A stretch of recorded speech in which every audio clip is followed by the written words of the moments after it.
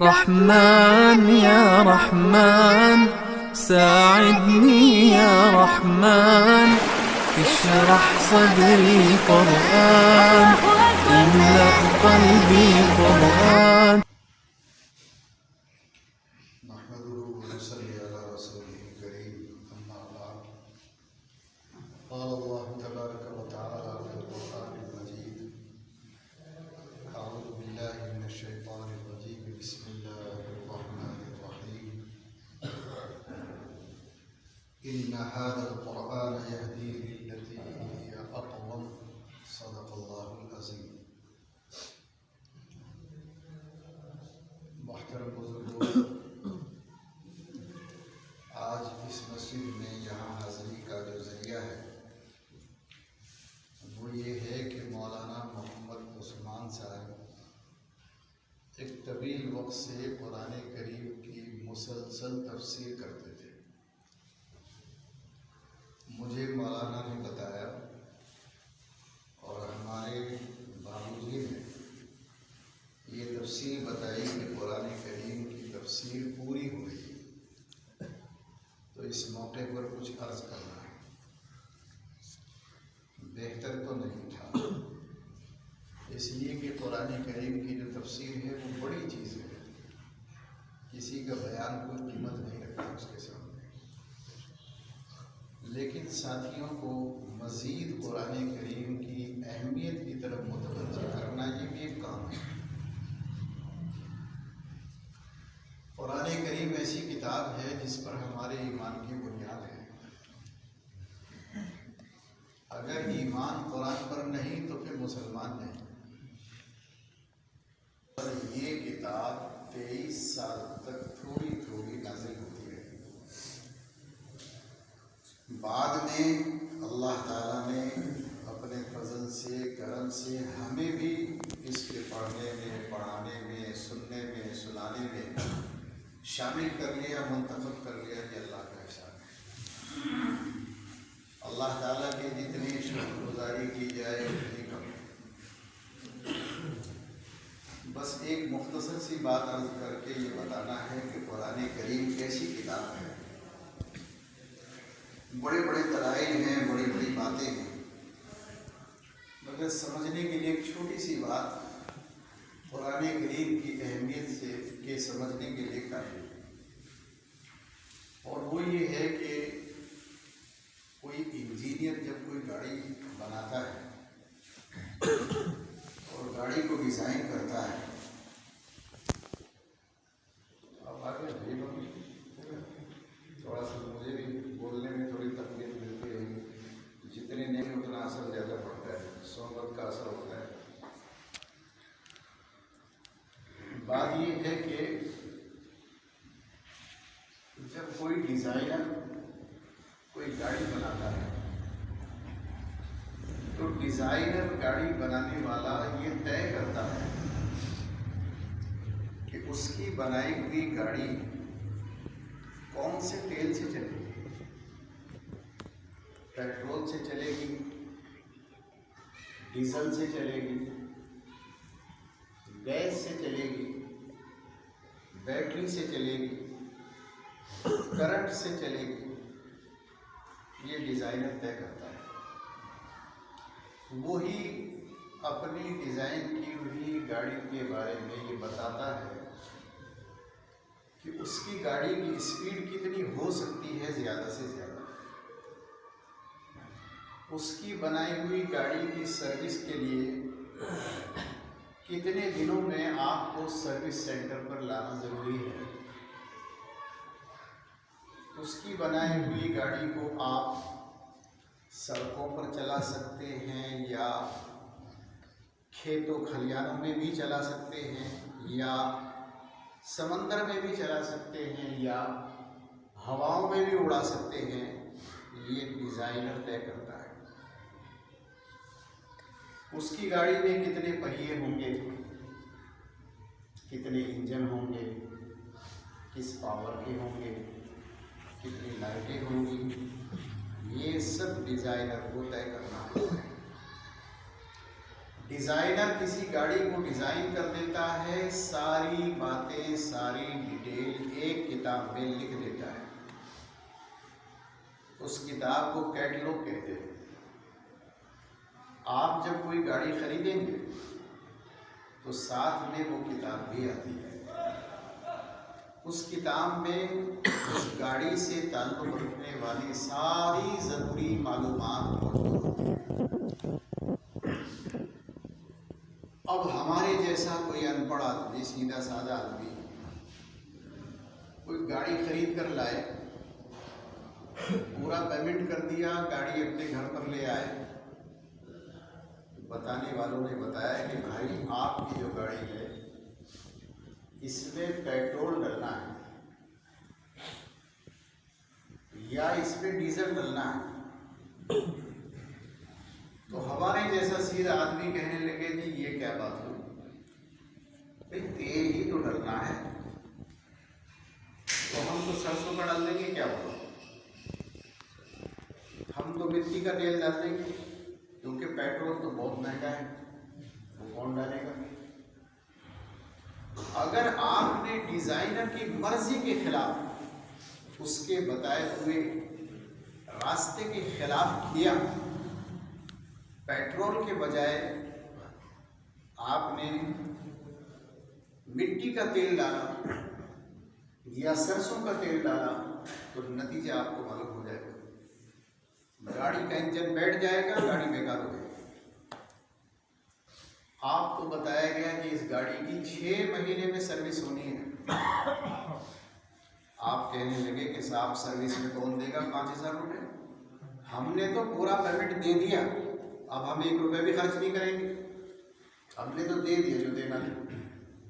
तो ठीक है, नतीजा आप देख लेना। अगर आपने वो सर्विस नहीं कराई तो जिस गाड़ी को 15 साल चलना है वो 1.5 साल में आपके घर खड़ी हो जाएगी, सारे पैसे बेकार हो जाएंगे। डिजाइनर ने बताया कि आपकी बनाई हुई, ये मेरी बनाई हुई गाड़ी सिर्फ रोड पर चल सकती है, आपने उसे गुड़म के खेतों में घुसा दिया तो कहीं पहिया मुड़ेगा, कहीं उसमें पंचर होगा, कुछ भी हो जाएगा। तो आपके लिए जरूरी है कि इंजीनियर की बताए हुई बातों पर अमल करें। जो जो कैटलॉग में लिखा है आप उसकी मर्जी के खिलाफ नहीं कर सकते।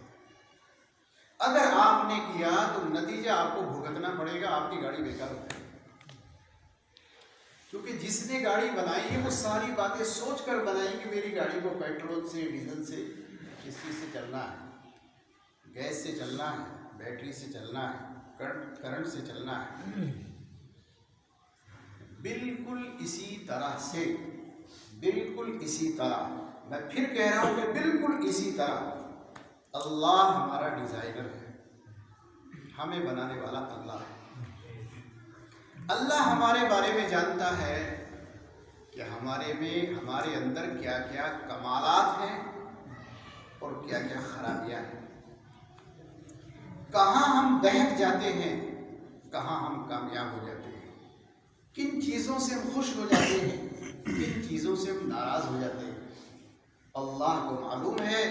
मीठी नींद लेनी है तो क्या करना है, टेंशन लेनी है तो क्या करना है। किताब में लिखकर हुजूर अकरम सल्लल्लाहु अलैहि वसल्लम को दे दी, उस कैटलॉग का नाम कुरान है। ये किताब हमारे लिए अल्लाह के नबी अलैहिस्सलाम साथ लेकर आए। अब हमें अगर जिंदा रहना है, हमें अगर चलना है, हमें अगर तरक्की करनी, हमें अगर इज्जत चाहिए, हमें लोगों की मोहब्बतें चाहिए, औलादों की खिदमतें चाहिए, कारोबारी तरक्कियात चाहिए, जन्नत चाहिए, अल्लाह का कुर्ब चाहिए, रहमत इलाही चाहिए, दुआओं की कबूलियत चाहिए, तो ज़रूरी है कि आप अपने आप को किताब के हिसाब से चलाएं। और अगर आप किताब के हिसाब से नहीं चलेंगे तो नतीजा आपको भुगतना पड़ेगा, भुगत रहेगा। बड़े अफसोस की बात है कि दुनिया में बेशुमार किताबें खरीदी जाती हैं, बेची जाती हैं, लाई जाती हैं, रखी जाती हैं, सजाई जाती हैं, मगर इसमें कहीं कुरान का तज़किरा नहीं है। बचपन में हमने देखा बेटियां रुखसत होती थी तो चलते वक्त माँ बाप कुरान शरीफ गोद में रख देते थे, बेटी ये साथ ले जाओ। अब तो ब्यूटी पार्लर से तैयार होकर आती है तो कुरान करीम का तो जिक्र ही नहीं है। अब मुझे ये बताइए कि जो लोग, जो इंसान, मुसलमानों की बात नहीं कर रहा हूं, सारे इंसानों के लिए ये कैटलॉग है, ये किताब है, ये कुरान है, अगर वो इसके हिसाब से चले तो चलेंगे, नहीं चलेंगे तो जो हो रहा है वो होता रहेगा और रिजल्ट खराब हो जाएंगे, कोई कुछ भी नहीं कर सकता। आप कहेंगे साहब हम दुआ करेंगे अल्लाह इस उम्मत की हिफाजत फरमा, नहीं, हिफाजत नहीं हो, कहते रहिए, आप सजदों में सर मारते रहिए, कुछ नहीं होता दुआओं से। इसलिए कि 30 पारों का कुरान आया है, इसके हिसाब से चलोगे तो होगा। अगर दुआओं से ही होना था तो क्या जरूरत थी 23 साल कुरान नाज़िल करने की? क्या जरूरत थी फरिश्ते को बार बार भेजिए, अब ये सूरत बताओ, ये आयत बताओ, ऐसा बताओ, ऐसा करो, ऐसा करो, ऐसा करो। दुआओं से ही होना था तो फिर रसूलुल्लाह सल्लल्लाहु अलैहि वसल्लम की दुआओं से बढ़कर किसकी दुआ हो सकती है? बस दुआ कर लेते, मक्के में बैठकर काबे के सामने हो गया था, क्या जरूरत थी गज़वे बदर में खून बहाने की? क्या जरूरत थी गज़वे उहद में अपने दांत तोड़वाने की? क्या जरूरत थी पिटने की गज़वे ताइफ में जाकर? अपना घर छोड़ा है, हिजरतें की हैं, चुपचाप छुप छुपा कर अबू बकर सिद्दीक रज़ियल्लाहु तआला के साथ निकले, गारे सौर में जाकर 3 दिन बैठे थे। दुआओं से ही होना था तो अल्लाह ताला ने अपने महबूब को तकलीफ में क्यों डालना था? हमारी तो क्या होता, बस हमने तो समझ लिया फला वजीफा पढ़ लो, फला वजीफा पढ़ लो, फला हजरत जी से दुआ करा लो। अरे हजरत जियों की दुआओं से ही सब कुछ हो जाता तो कुरान की फिर कोई जरूरत नहीं है, कोई जरूरत नहीं, बस दुआ करो, काम बन जाएगा। पता नहीं किसने दिमाग में उम्मत के बिठा तो दुआ करो, बस दुआ है, दुआ है, लेकिन पहले खेत में बीज डालो, पानी डालो, खाद डालो, फिर कहो अल्लाह मेरा काम खत्म, अब आप इसकी हिफाजत करें, अब इस दाने को आप पैदा करें, इस दाने में जान आप पैदा करें, इसकी कोपल आप निकालेंगे, ये मेरा काम नहीं। ऐ अल्लाह इस दरख्त को आप जवान करेंगे, इस पर फल आप लाएंगे, फलों में रस आप पैदा करेंगे, फिर उन फलों के जरिए से नफा मुझे आप पहुंचाएंगे। मैंने तो कर दिया जो करना था, अब करें आप हुआ। बीज डाला नहीं, खाद डाला नहीं, पानी डाला नहीं, वजीफा पढ़ो। इसे क्या होता है वजीफा पढ़ने से? मरकज निजामुद्दीन का ये वाकया पूरी यकीन के साथ मुझे मालूम है। हजरत होते थे पुराने ज़माने में, जब हमारा बचपन था उस वक्त, तो वहाँ एक साहब एक चिल्ला लगा के मरकज़ में आए तो हज़रत के पास आए, हज़रत से कहने लगे हज़रत दुआ फरमाइए अल्लाह ताला मुझे नेक साले औलाद दे दे। हज़रत ने कहा भाई ठीक है दुआ करेंगे, अल्लाह ताला आपको नेक साले औलाद अता फरमाए। चला गया। अगले साल फिर वक्त लगा कर आई जमात, वो फिर हाजिर हुआ कि हज़रत दुआ फरमाए अल्लाह ताला नेक साले औलाद अता फरमाए। हज़रत ने कहा ठीक है दुआ करेंगे। तीसरे साल फिर वक्त लगा कर आया, फिर हाजिर हुआ, हजरत दुआ फरमाए अल्लाह ताला नेक साले औलाद अता फरमाए। हजरत को अफसोस हुआ कि ये बेचारा 3 साल से लगातार मुझे दुआओं के लिए कह रहा है और इसे नेक साले औलाद नहीं मिली, तो बहुत गम की बात है कि इस बंदे की मुराद पूरी नहीं हो रही। तो हजरत को बहुत दुख हुआ, अफसोस हुआ, गम हुआ। हजरत ने बड़े दर्द के साथ, बड़ी फिक्र के साथ उस आदमी से पूछा भाई शादी को कितने साल गुजर गए? उस आदमी ने कहा हजरत मैंने अभी शादी नहीं की। कहा अल्लाह के बंदे पहले तो शादी को कर ले, फिर इसकी दुआ करिए कि अल्लाह ताला नेक साले औलाद अता फरमाए। शादी की नहीं, नेक साले औलाद की दुआ करें। तो ये मसला दिमाग से निकाल दो। सारे यूट्यूब भरे पड़े हैं, तमाम मोबाइल भरा पड़ा है, फला दुआ पढ़ लो, फला दुआ पढ़ लो, फला तुम्हारा काम नहीं बनेगा। काम मैं कह रहा हूँ दावे के साथ मस्जिद में बैठ कर कह रहा हूँ नहीं होने वाला। मैं कह रहा हूँ जिम्मेदारी के साथ, जो मेरी बात काटे मुझे मिला उससे, मैं करूँगा उससे। फला वजीफा पढ़ लो हो जाएगा, ये दुआ पढ़ लो हो जाएगा, कारोबार में चल जाएगा। ऐसे ही चलता कारोबार।